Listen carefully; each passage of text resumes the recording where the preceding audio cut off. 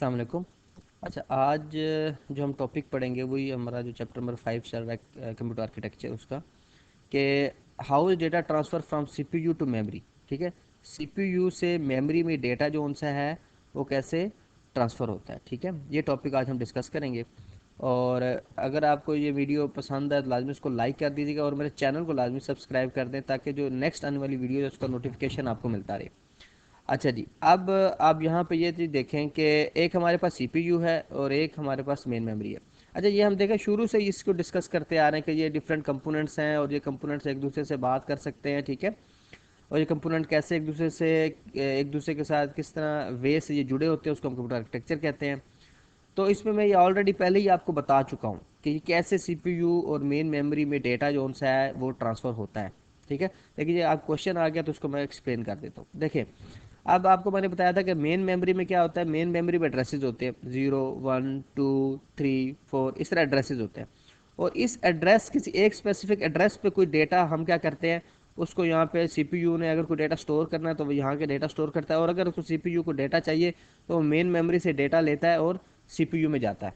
ठीक है, क्यों? फॉर एग्जांपल सीपीयू ने कोई दो फॉर एग्जांपल डिजिट्स लेने हैं, उसको प्लस करना है, तो पहले वो मेन मेमोरी से दो डिजिट्स दो जो भी डिजिट्स हैं उनको लेगा, फिर यहाँ पे प्लस करेगा। प्लस करने के बाद अब उसने रिजल्ट को स्टोर भी तो कराना है, तो रिजल्ट को यहाँ मेन मेमोरी स्टोर कराएगा किसी एड्रेस पर। तो अब कैसे करेगा? सीपीयू एड्रेस बस पे एड्रेस भेजेगा। फॉर एग्जांपल वो एड्रेस बस पे फॉर एग्जांपल उसने एक कैलकुलेशन की यहाँ पर। ठीक है, या वो पहले रीड करना चाहे। फॉर एग्जांपल वो यहाँ पे एक वर्ड लिखते हैं 4 लिखा। अब इस 4 को वो रीड करना चाह रहा है, कैसे रीड करेगा? वो एड्रेस बस पे क्या कहेगा कि 1 नंबर जो एड्रेस है वो यहाँ पे जाएगा, तो एड्रेस बस पे जाएगा 1 नंबर एड्रेस। और यहाँ पे कंट्रोल बस पे ये सीपीयू उसको कहेगा कि मैंने रीड करना है। तो जब ये एड्रेस बस यहाँ पे पहुंचेगी 1 नंबर पर और कंट्रोल बस पे पहुंचेगा मैंने रीड करना है, तो वो मेन मेमोरी को पता चलेगा अच्छा एड्रेस बस पे कौन सा एड्रेस आया जी, एड्रेस बस पे एड्रेस आया जी 1।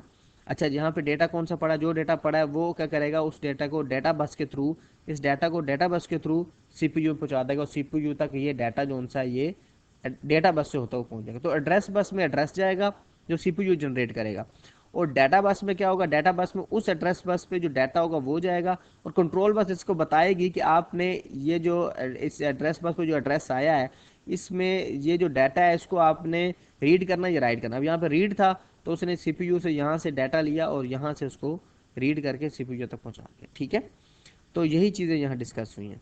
तो इसको हम एक दफ़ा रीड कर लेते हैं, आप देख यही चीज़ें इसमें लिखी हैं। अब कह रहा है data transfer from CPU to memory by using address bus and data bus. वो कह रहा है किस तरह ट्रांसफर होता है, एड्रेस बस और डेटा बस से। यही चीज़ें मैंने यहाँ पे आपको एक्सप्लेन की है। ठीक है, एड्रेस बस एड्रेस बस और डेटा बस से ट्रांसफर होता है। अच्छा जी, the process of transferring data from CPU to memory consist of different steps. वो कह रहा है जनाब सीपीयू से मेन मेमोरी से अगर आपने डाटा सेंड करना या ट्रांसफर करना उसके डिफरेंट स्टेप्स हैं। कौन कौन से स्टेप्स हैं जी? CPU places the address of main memory on the address bus. CPU ये बात करेगी, सीपीयू ने एड्रेस बस पे एड्रेस प्लेस किया। फॉर एग्जांपल ये 1 नंबर एड्रेस प्लेस किया यहाँ पर, तो एड्रेस बस से यहाँ एड्रेस आ गया। CPU places the address of the data location on the address bus. CPU places क्या करता है, the address of the data location on the address बस। वही वाली बात कर रहा है वो, CPU places the address of main memory on address bus. ठीक है, CPU places the address of data location on address bus. वो डाटा लोकेशन ये एड्रेस बस पे एड्रेस जो उनसे ये डाटा लोकेशन ही तो बता रहा है, वही बात है।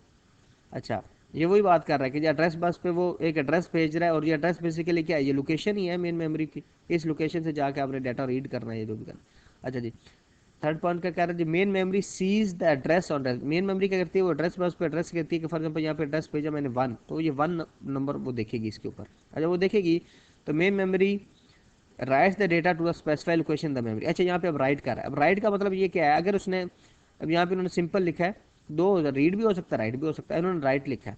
राइट का मतलब यह है कि कमांड में फॉर एग्जांपल 4 था तो एड्रेस बस पे उसने एड्रेस बस पे 1 एड्रेस भेजा, डेटा बस से फिर वो डेटा भी भेजेगा, और कंट्रोल बस पे वो भेजेगा कि आपने राइट करना है। तो फिर वो क्या करेगा, यहाँ से जो डेटा सीपीयू भेज रहा होगा यहाँ पे फिर उसको राइट कर देगा, यहाँ पे स्टोर कर देगा।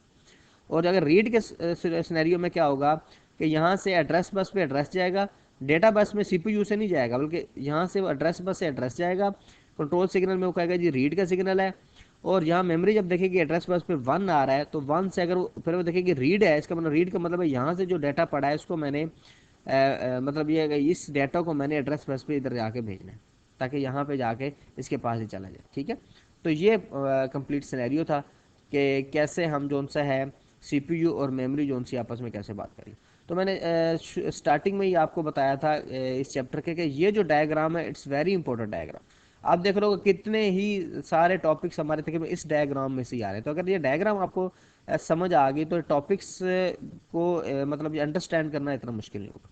चलिए ठीक है जी, बहुत शुक्रिया, अल्लाह हाफिज़।